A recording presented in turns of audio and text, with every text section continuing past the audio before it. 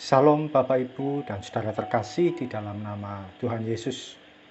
Dimanapun Anda berada dan dimanapun Anda bisa mendengar rekaman ini, kita bertemu dalam program 1 Teduh 5 Menit untuk edisi hari ini. Sebagai dasar kebenaran firman Tuhan, saya akan bacakan dari Lukas pasal 2 ayat 19. Firman Tuhan berkata, "Tetapi Maria menyimpan segala perkara itu di dalam hatinya dan merenungkannya." Sahabat Kristus, Maria mendapatkan pesan dari malaikat bahwa dia akan mengandung seorang anak laki-laki. Dia akan mengandung tanpa melalui hubungan suami istri terlebih dulu. Hal ini tentu saja membuat Maria tidak bisa langsung mengerti dan menerima kenyataan ini.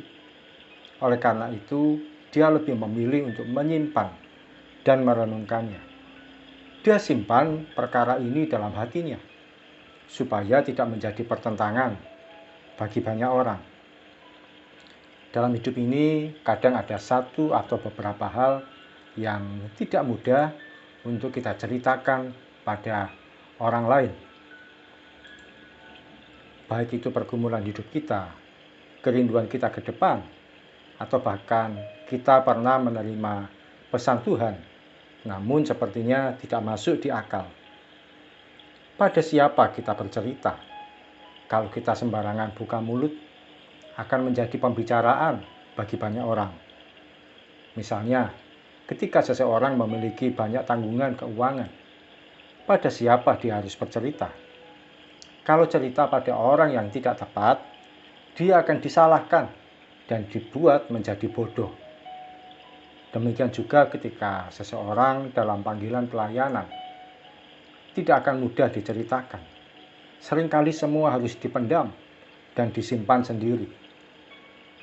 Sahabat Kristus, tidak semua hal bisa kita sampaikan pada orang lain. Kita perlu bijak dalam berbagi kisah. Ketika saya memulai pelayanan media sosial beberapa tahun yang lalu, tidak sedikit yang sinis dengan apa yang saya kerjakan. Oleh karena pelayanan ini tidak umum. Pelayanan yang wajar itu ya khotbah di gereja, atau memimpin pujian, dan berbagai aktivitas secara langsung di gereja.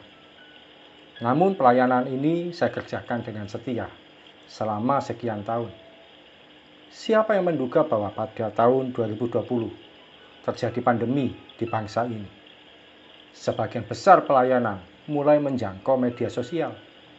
Saya sudah memulainya lebih dulu dengan menerima panggilan Tuhan pada 21 Desember 2015. Kalau yang kita alami pedih, terlalu pribadi, dan terlalu mustahil untuk dikerjakan, jangan banyak bicara dengan orang lain.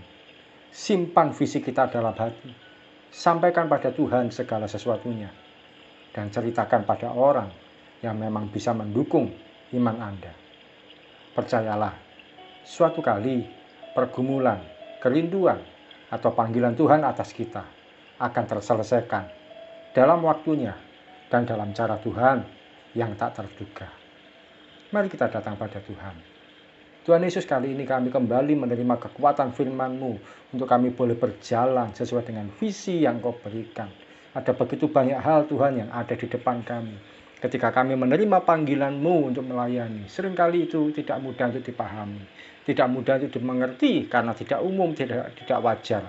Tapi kami mau belajar Tuhan untuk mengerjakan visi yang Kau berikan bagi kami.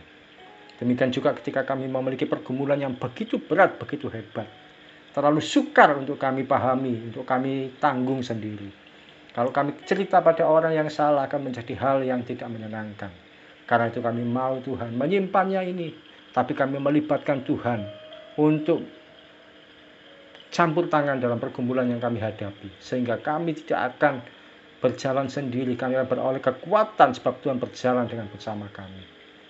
Tidak semua orang mungkin bisa mengerti apa yang kami alami, kami hadapi, yang kami terima. Tapi bersama dengan Tuhan, kami tidak akan berjalan dengan sendiri. Tapi Tuhan menopang langkah hidup kami.